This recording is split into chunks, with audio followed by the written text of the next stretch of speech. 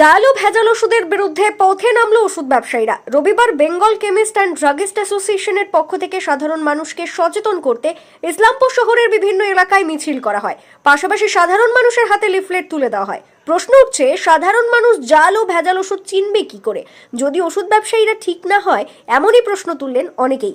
অন্যদিকে এই বিষয়ে বেঙ্গল কেমিস্ট অ্যান্ড ড্রাগিস্ট অ্যাসোসিয়েশনের উত্তর দিনাজপুর জেলা সভাপতি শ্রীকৃষ্ণ দাস বলেন, সঠিক জায়গা থেকে ওষুধ কিনুন, ব্যাচ নাম্বার দেখে নিন, সঙ্গে দোকানদারের কাছ থেকে ওষুধের বিল নিন। এছাড়াও কোনো ব্যবসায়ী ভেজাল ওষুধ বিক্রি করতে ধরা পড়ে তাকে বিসিডিএ থেকে বহিষ্কার করা হবে বলে জানান তিনি। সারা রাজ্যব্যাপী আজকে এটা আমাদের বিসিডিএ সারা বাংলা জুড়ে ঠিক 10:30টায় আমরা এটা শুরু করেছি সারা বাংলায়, যে জাল ওষুধ সংগঠনের যারা স্বীকৃত মেম্বার তারা কখনোই এই নিয়ে চিন্তা করে না। আর আমরা একটাই কথা বলে দিই পরিষ্কার, যে জাল ওষুধ ধরা যদি কারো কাছে পড়ে তাহলে আমরা বিসিডিএ থেকে আউট করে দেবো। বলছি যে জাল ওষুধ মানুষ কি করে চিনবে কি করে? সরকার তো কিউআর কোড দিচ্ছে।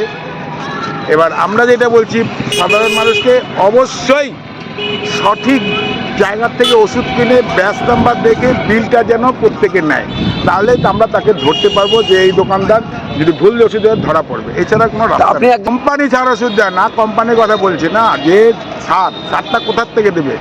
আমাদের দিচ্ছে কত 20% রিটেলারদের লভ্যাংশ গভর্নমেন্ট নির্ধারিত, আর হোলসেলারদের 10%।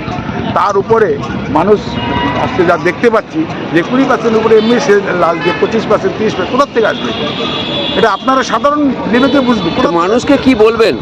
মানুষকে বলছি সঠিক জায়গায় ওষুধ কিনুন, সঠিক দোকান থেকে ওষুধ কিনুন, ব্যাচ নাম্বার এবং মূল্য দেখে অবশ্যই মালটা কিনুন। বিল ছাড়া যেন কেউ মাল না। সাধারণ মানুষ অন্তত বলছি, সাধারণ মানুষ তো বিভ্রান্ত হচ্ছে, কি বলবেন?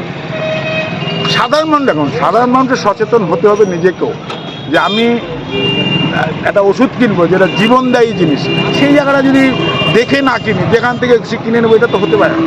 সঠিক জায়গার থেকে কিনতে হবে, এটাই। কি নাম আপনার? শ্রীকৃষ্ণ দাস। কি পদে আছেন? উত্তর দিনাজপুর জেলা সভাপতি ছিলাম। ওষুধ ব্যবসায়ীরা তারা একটা লিফলেট দিচ্ছে। কোন সংস্থা? Bengal chemist and druggist association. এবং তারা সচেতন করছে যে ভেজাল ওষুধ, এটা তো আমাদের জানার কথা না, কোনটা ভেজাল কোনটা ভালো ওষুধ সাধারণ লোক তো বুঝবে না। এটা তারাই খুব ভালো বুঝবে, ব্যবসায়ীরা, যে এটা তারা কোন কী বিক্রি করছে। এবং যেভাবে ভেজালের যুগে মানুষ আমরা নিঃস্ব হচ্ছে, কিন্তু সঠিক ওষুধ না পাওয়ার জন্য আরও বেশি রোগাক্রান্ত হচ্ছে। অতএব এই দায়িত্ব আপনাদেরও নিতে হবে যে কোনটা সঠিক ওষুধ সেটা যেন জনসাধারণ কেনে, এবং আপনারাই আমাদের সহযোগিতা করুন, পথ দেখান, আমরা অন্তত বেঁচে থাকি এই সুস্থ সমাজে। এই ভেজাল ওষুধটা মানে যদি বিক্রি করে তো কারাই বিক্রি করবে? দোকানদারে বিক্রি করা অফকোর্স, এটা তো কারণ ওষুধ বিক্রি করতে গেলে একটা গভর্নমেন্টের লাইসেন্স লাগে, সেটা তো সাধারণ মানুষ পায় না, দোকানদারাই পায়। তাদের আওতাভুক্ত এই সংগঠন Bengal chemist and druggist association, তাদের কাছে অনুরোধ রইল যে তারা যেন ভেজাল কারক থেকে বিরত থেকে তাদেরকে চিহ্নিত করুক যারা এই ভেজাল ওষুধ বিক্রি করে, এবং সাধারণ মানুষকে স্বস্তি দিক। কেন্দ্র রাজ্য সরকারের পক্ষে কি বলবেন যে এইটাতে কতখানি নজরদারি দরকার? এখন এই সরকারি বিষয়গুলো তো আমাদের বোঝা খুব মুশকিল। তারা বলছে প্লাস্টিক বর্জন করুন, প্লাস্টিকের কারখানা চলছে। তারা বলছে ভেজাল বর্জন করুন, ভেজাল কারখানার লাইসেন্স তারাই দিচ্ছে। অর্থাৎ সরকারি বিষয়ে আমাদের কিছু বলার নেই, আমরা বেঁচে আছি কোনো রকম এই পর্যন্তই।